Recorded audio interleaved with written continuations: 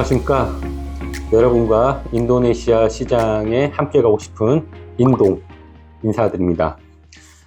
지난 영상까지 해서 우리는 물건을 인도네시아 시장에 수출하기 위해 품목별로 필요한 인증에 대해 알아봤습니다. 이제 우리는 각 품목별 인도네시아에서 필요한 인증들을 알아봤었는데, 아직 제가 언급 안 한 품목이 하나 있습니다. 무엇일까요? 바로 의료기기 품목입니다. 의료기기 품목은 인도네시아의 인증을 받아야 되는 품목은 아니고 등록과 유통 허가를 받아야 되는 품목입니다. 사람 인체에 영향을 미칠 수 있는 의료기기나 또 거기에 따르는 중요 생활 가정용품들은 우리가 인도네시아에 이렇게 수출하기 위해서는 인도네시아 보건부 등록이 필요합니다. 그래서 오늘 영상은 의료기기 등록에 대한 이야기를 하도록 하겠습니다. 먼저 의료기기는 인도네시아의 명칭으로 알아보면 ALKES, 이것도 약자인데요. 좀 풀이하자면 알랏 끄세핫단의 약자고, 그리고 중요 생활 가정용품은 PKRT, 뻐르부까란 끄세핫단 루마 땅가라는 약자입니다. 우리가 의료기기를 인도네시아 시장에 유통하기 위해서는 유통허가, 즉 IDKA를 받아야 되고, 이런 IDKA를 좀 풀이하자면 이진 디스트리뷰터 알랏 끄세핫단 이고요. 또 이와 더불어 2023년에 새로 추가된 의료기기 우수 유통 방법 사용 인증서 CDAKB를 의무적으로 받아야 국내외 의료기기 제품 등록과 유통이 인도네시아 시장에 가능합니다.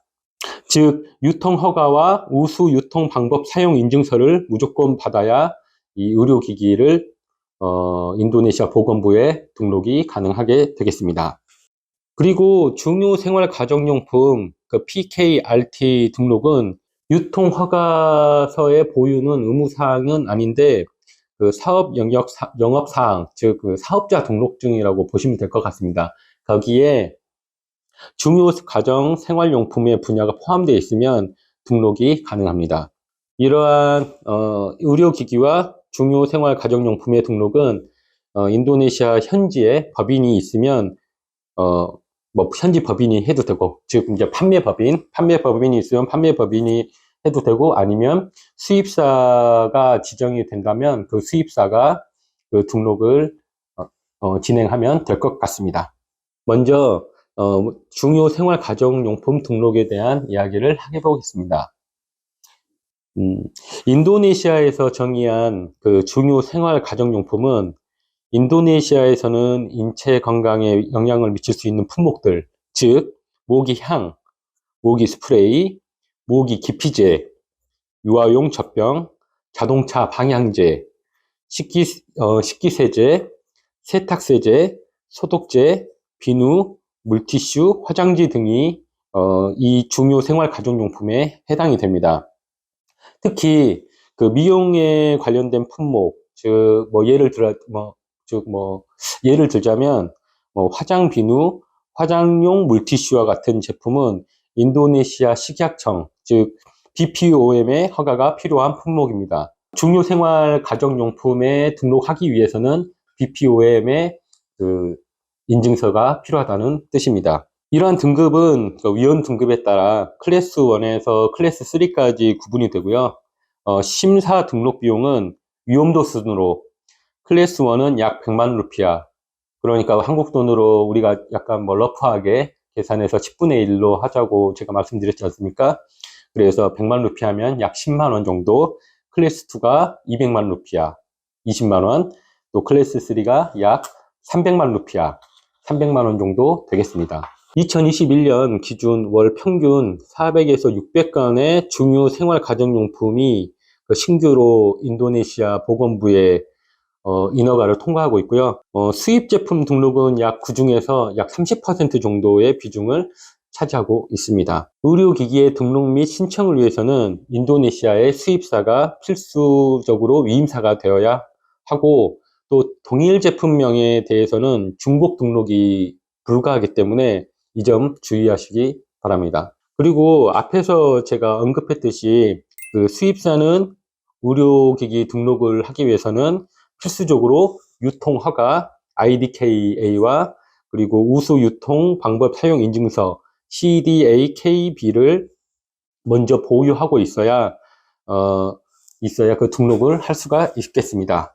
인도네시아 의료기기 분류 등급 체계는 또 우리나라 의료기기 분류 등급 체계와 좀 비슷한데, 화면에 있는 표를 여러분도 확인할 수 있듯이 등급은 A, B, C, D 등급으로 나누어져 있고, 심사 등록비는 이 표를 참고하시면 되는데, 이 표는 2021년 기준 표임을 말씀드립니다.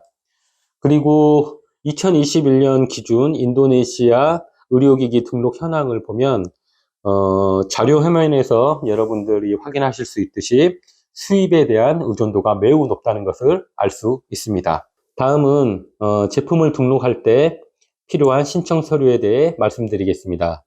의료기기 ALKS와 중요 생활가정용품 PKRT 신청은 온라인으로 신청이 가능한데, 온라인으로만 신청이 가능합니다.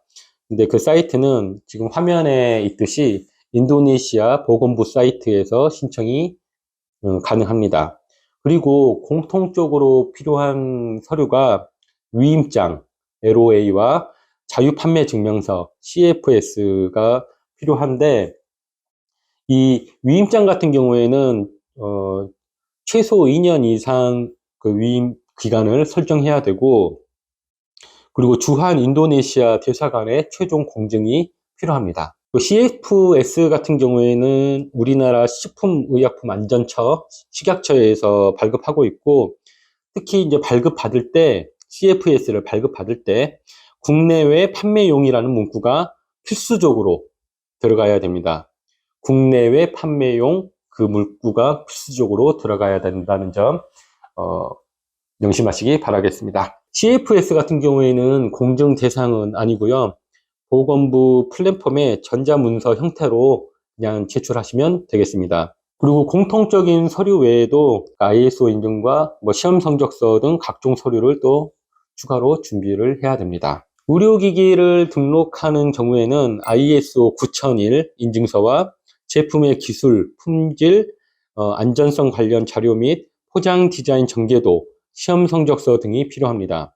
중요 생활 가정용품을 등록하는 경우에는 ISO 13485나 제조사 인증인 메디칼 디바이스 GMP 그거와 또 제품의 기술, 품질, 안전성 관련 자료와 또 포장 디자인 전개도 및 시험 성적서 등도 필요합니다. 만약 의료기기가 소프트웨어인 경우에는 IEC 62304 인증이 필요합니다. 의료기기 제품 등록 허가증은 그 유효기간이 최대 5년이지만 만약에 제조사로부터 발급받은 그 위임장, 즉 그 수입사하고 제조사의 그 위임장의 유효기간이 5년 미만이면 위임장이 그 종료되는 그 시점에 제품 등록 허가증도 종료가 되기 때문에 수입사하고 잘 협의해 가지고 위임장 기간을 설정하는 것도 가장 좀 중요한 일 중에 하나입니다.